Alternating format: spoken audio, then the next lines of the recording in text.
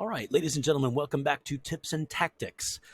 Today we're going to talk about resource management and some of the little things you can do to sort of help yourself. Uh, there's a lot to this game, as you know. So we're going to start with the really basic level and then move to more advanced things, perhaps that people don't think about often. So the first thing, obviously, is this. You want to maximize the resources you have. So in this particular game, I think it's like day 2 or something. It's early in the game. So what I'm moving towards, okay, newspaper, take your time, buddy. Day 4. So I'm moving towards the ability to actually build additional stuff on these tiles. But so just understand, if you're going to build any kind of resource multiplying or resource increasing building, you first want to do it on your double tiles. So I've seen people building factories on single tiles, which is okay if you've already built them on your double tiles. Okay, and so the idea is this. Your base level of growth, if you look at this double tile, is 5,836. Your base level of growth of a single tile, 2,878. Strangely, the double tile seems to be about twice the amount as the single tile. It's a mystery why that is. Nobody knows. Anyway, the idea is this. When you build those buildings that increase your productivity by a certain percentage, it starts with a base number. And so everybody knows that 30% of 100 is 30, right? 30% of 50 is 25, right? So if you take a percentage of a larger base number, you get a larger amount of increase, right? And for those of you who are aware of this, I don't mean to insult your intelligence. I really don't. Hang in there. I hope I can get something in this video for everybody. But so the first thing is, obviously, please build on your double resource tiles. So my general build, if you're curious, is I'll go factory level 1. You can see I've already got this prepped for it. Workshop level 1 and 2 ready to go. You can hold off on that because these don't take very long to build if you're trying to use your resources for other things. But I usually go factory level 1. And while it's building, sometimes I'll build an armored car. That depends on if I have enough iron. I don't know if that's a great idea because you will be using iron for your cannon, and cannon are not cheap on the iron. Cannon costs 3,000 iron. So if you're in any way feeling like you're going to need iron later, save it for when you get your cannons. So then what I do is, as soon as I've got a level 1 factory, I build a cannon right away, because those are huge in this game. And whoever has the cannon first really has a huge advantage. They're gonna dominate the field. And then as soon as I do that, I build a level 2 factory. Now here's the reason why. When you build a level 1 cannon, when I say that, when you build a cannon from a level 1 factory, it will take 4 days. Okay, 4 days. As soon as you build that up to a level 2 factory, it will cut that into half, right? So it's a fascinating thing, and it's one of those, it's not a cheat, it's just using the game mechanics. So when I build that first cannon, it's going to take 4 days, right? But as soon as I do that, I build this factory, which takes 2 days. Level 2 factory is the same as a level 1 factory. Every level is 2 days.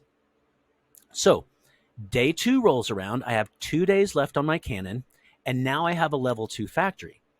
And I've watched this happen. I've watched a factory develop into level 2. Immediately, it cuts half of your production time off of the cannon that's already there. So instead of 4 days, that cannon will take 3 days.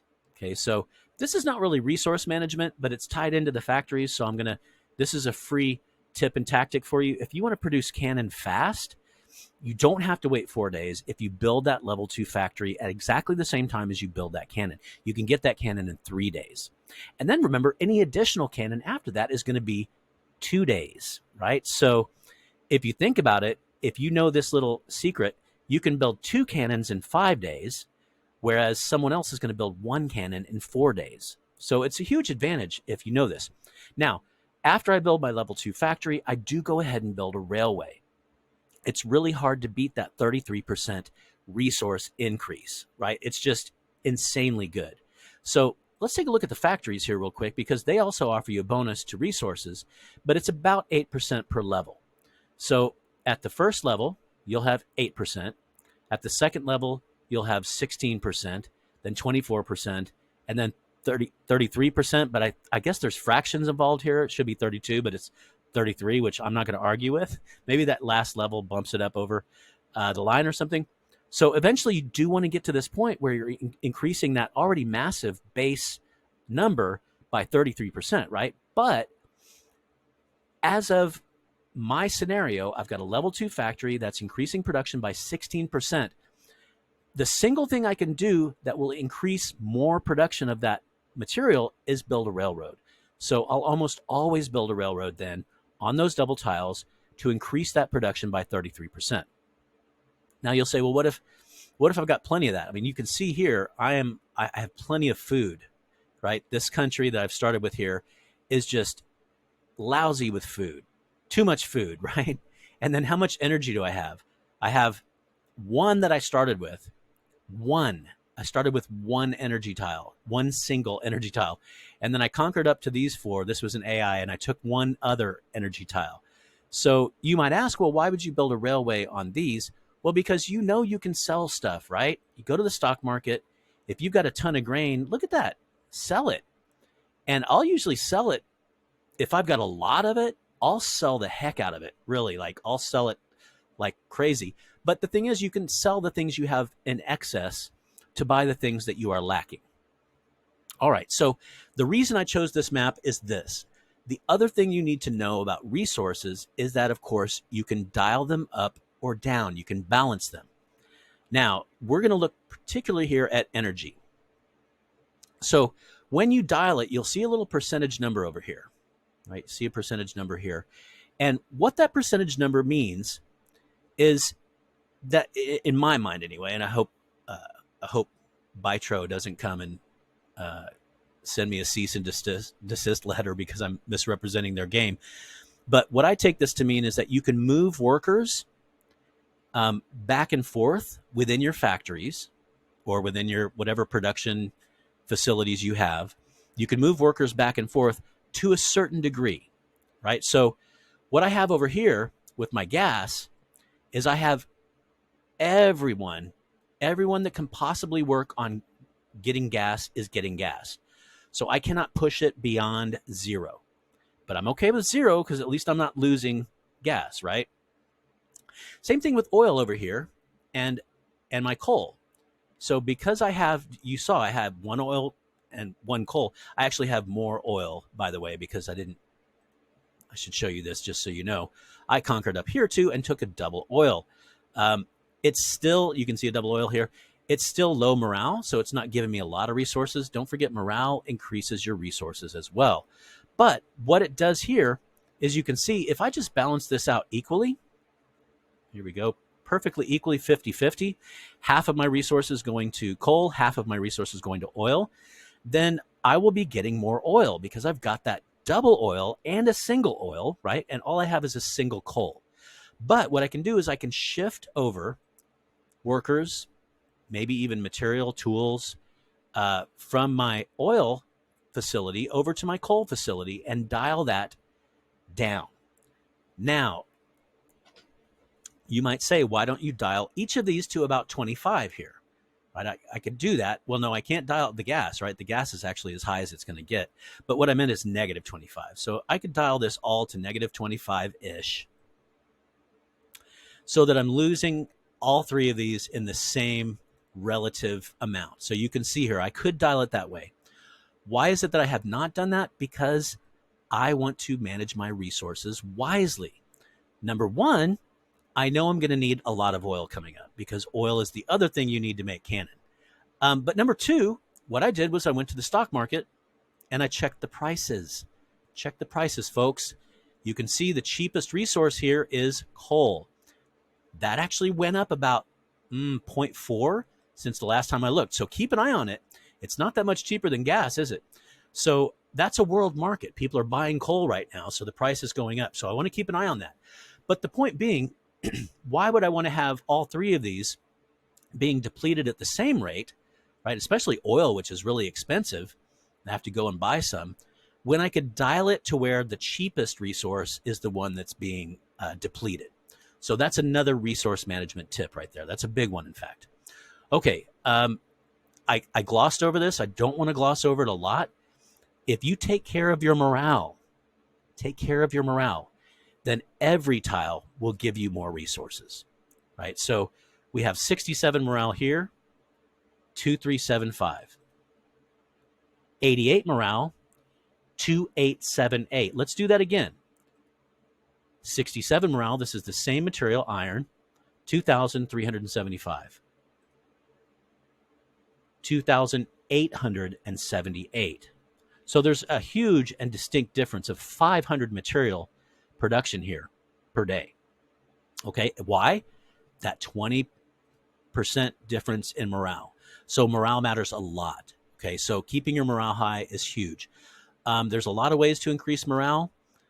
One of them is building a railway that increases morale by 7%. Another is by building factories. If you build a factory, what just happened here? If you build a factory, I believe it's, I want to say 5% per level, but now all of a sudden I can't remember. But let's see, I think it's 5% per level. No, it's 3% per level. Okay, with a maximum of 10. Ooh, that's good to remember. Yeah. So 3% with a maximum of 10. So once you have that level 4, it will be 10%. Your railway will give you a 7%. And then something that people don't think about very often, well, a lot of people do. In fact, yeah, tons of people do.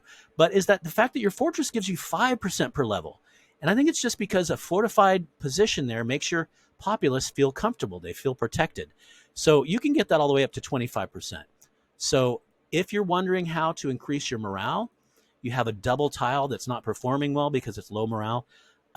Build that factory up to level 4, build that railway, and throw down some fortifications. Even if you don't need a fort defensively, it's great for morale.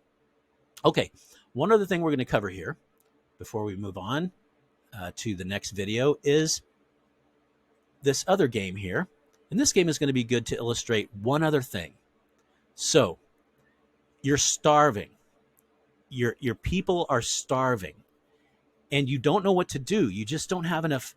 You don't have enough wheat. You don't have enough fish. And you don't know what to do. Here's something that people often forget to do.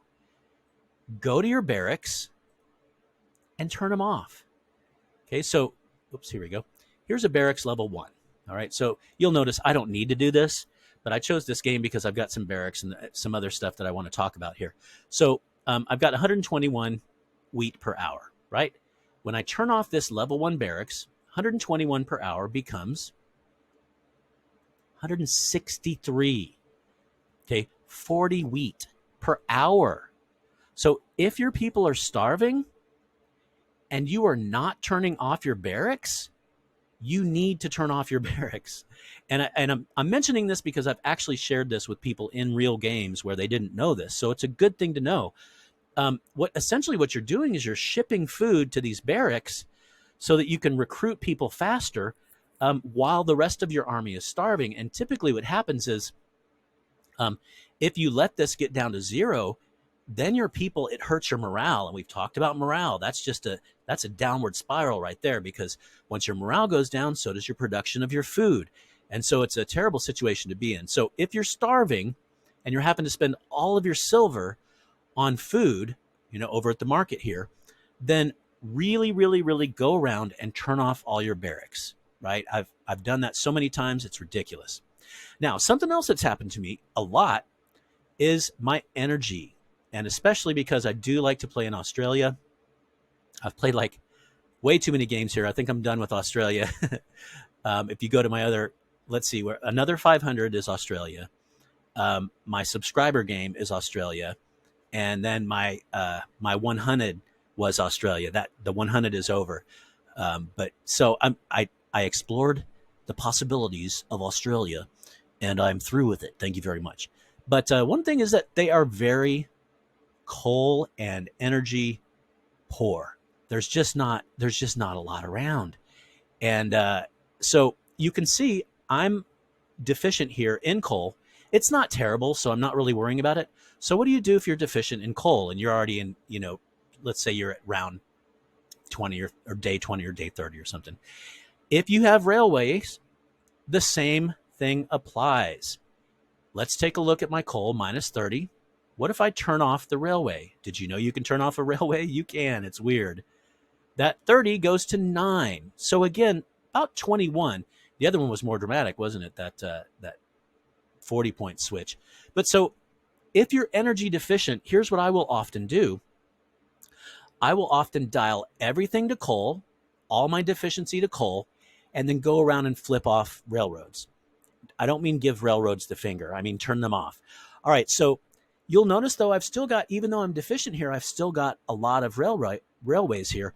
And that's because I decided I wanted the bonus, that 33% bonus that they provide is more important to me than that other amount. So I've still got my railways on all my double tiles. Every single double tile has it, and all my energy tiles.